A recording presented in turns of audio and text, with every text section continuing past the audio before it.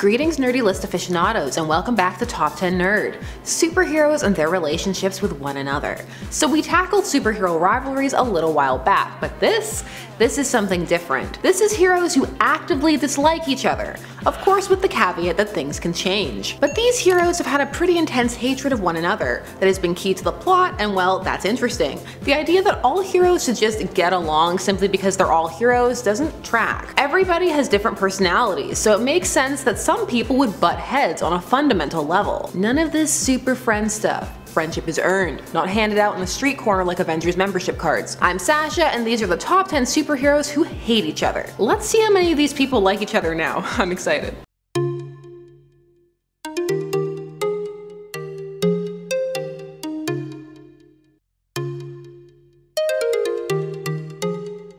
Number 10. Black Widow and the Invisible Woman. Starting off our list with something new and mild from the Invisible Woman solo series. This recasts her past as a secret agent. So before she married Reed, she worked for S.H.I.E.L.D. and ran covert ops, which with her power set actually makes a lot of sense. The story thus far is that her past partner has gone missing and she's gonna break all the rules to go behind enemy lines to find him. This involves her teaming up with Black Widow, who suddenly has a massive chip on her shoulder about superheroes. So Sue has to prove herself to her. She has to prove that she's not like other superheroes. Natasha, are you okay? You've been on so many superhero teams. I know you're a clone, but you have all the memories of the other Nat, who Hydra Cap killed. So these two just have beef until Sue proves herself to her by faking a drinking contest. So it's low, because it's not full hate or sustained, but it's odd. This is a 5-issue mini, by the way. It's pretty good. Check it out if you have the time. This is manufactured conflict. Manufactured conflict is manufactured. Does Nat not remember the time Sue fought the entire Avengers team to a standstill after the government took her kids and forced them out of the Baxter building? Reed's just noped out of that. He knows better than to try and stop an angry Sue. Number 9. Hal Jordan and Batman. So Green Lantern and Batman, since they started teaming up in the late Silver Age, Brave and the Bold, there has been friction. Batman has never fully appreciated Hal's attitude, which ranges from cavalier to I'm doing exactly what the Guardians tell me. But this really came to a head when Hal went evil. And also there's some beef from Hal's side from the time he was desperate enough to go to Bruce for help with his alcoholism and just got turned away. Post-Parallax, Bruce wanted nothing to do with Spectre Hal and didn't trust him at all.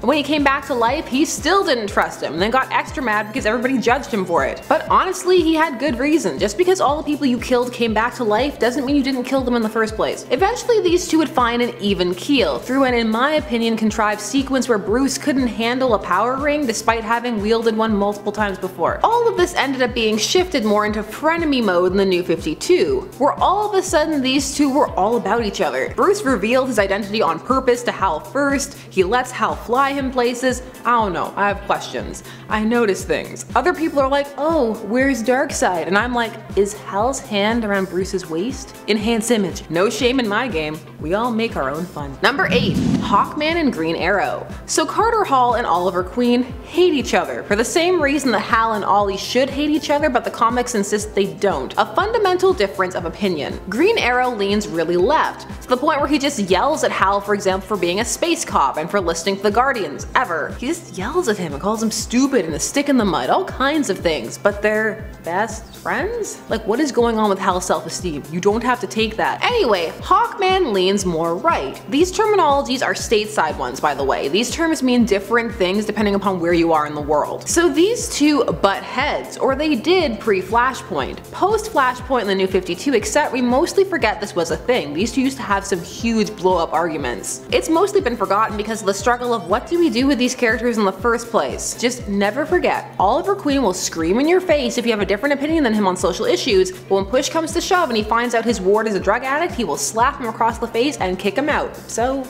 all talk, huh? Number 7. Jean Grey and Emma Frost. This comes to us from New X-Men, the Grant Morrison run. And the genesis of this one, we've talked about it numerous times at this point. Jean and Cyclops were having problems.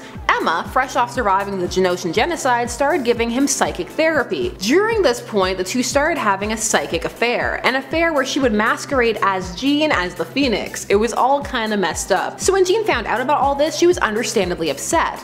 Less understandably, she psychically tortured Emma because of it. When Jean lets her powers go, she's terrifying. Full stop. Anybody who questions how she uses them has a long history to call back upon. This conflict would be solved through plot convenience. Jean would just kinda become the Phoenix and poof away. way. Now that description will bother some people who really felt the gravitas of her sacrifice, but different strokes for different folks. Maybe I'm Zorn. I was Zorn the whole time. Who wasn't Zorn but was Zorn. Number 6. Captain Marvel and Iron Man. This is Carol Danvers' Captain Marvel, who is currently having a villain arc in the comics at the time of this recording. A purposeful one, not one by accident. And it's a good play. Lean into it.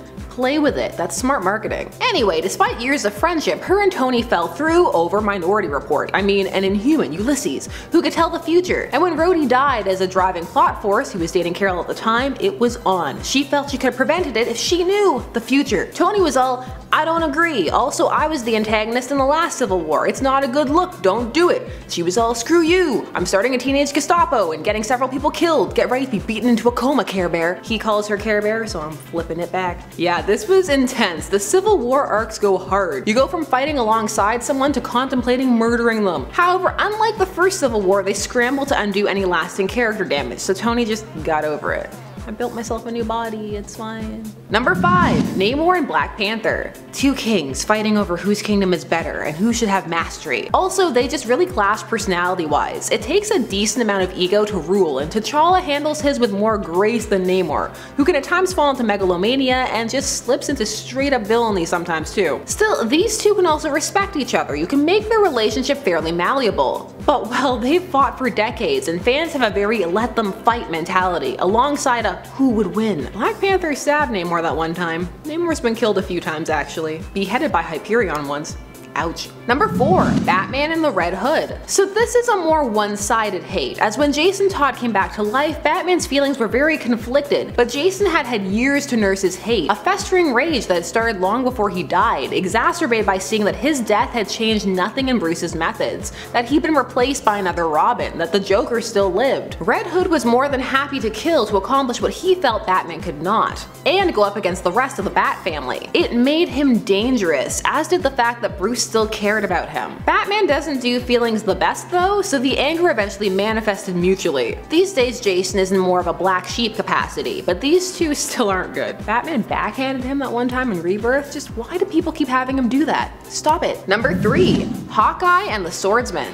Yeah, classic beef. So Hawkeye was a villain before he eventually had a change of heart. Now the Swordsman actually started off as a villain for Hawkeye. He had actually trained Hawkeye when the two were both villains. At that point he was called Trickshot, which is a better name. So when the Swordsman wanted to join the Avengers, obviously Clint didn't trust him and kept a close eye on him, which led to him being denied entry, which then led to him kidnapping Captain America. So yeah, hate justified. The Swordsman has been on the Avengers since though, so I guess he got what he wanted. Number 2.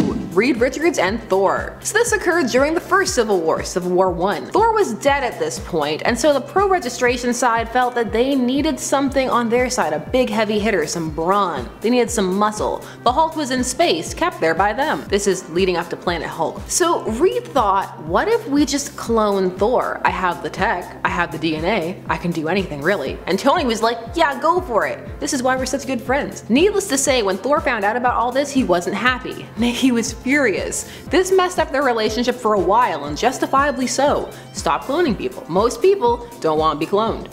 Bad blood. Also, Thor didn't even want to be on that side, so double blow. Civil War. What a time. Both times. I can't wait for Civil War 3. Number 1. She-Hulk and Star Fox. So She-Hulk hates Star Fox for a couple of reasons, like influencing her emotions and making her believe she was in love with John Jameson, Werewolf Jameson, and so she married him. She found this out while she was trying to discover if Star Fox had used his powers on her to make her sleep with him. This was while she was defending him for his other rapes that he had committed canonically because Thanos implanted memories in him that made him doubt himself, but not even the real Thanos. It was not the strongest plot. Jen is justifiably angry about all of this, but also at herself because he didn't influence her in the defending of him or the sleeping with him department. She changed her whole life after finding out about her and John though. She divorced John. It hurt how she could perceive her own thoughts. I hate him too. Cupid powers showcased in the grossest way. This is the plot that for many ruined Star Fox, while others are like, it's the writer's fault, not Star Fox. Share your thoughts. So those were some superheroes who hate each other. Can you think of some who hate each other more? If so, please share down below. I'm Sasha and thanks so much for watching Top 10 Nerd. Don't forget to like, share, comment, and subscribe, and hit that bell notification so that you never miss a vid, and we'll see you again soon. Bye bye.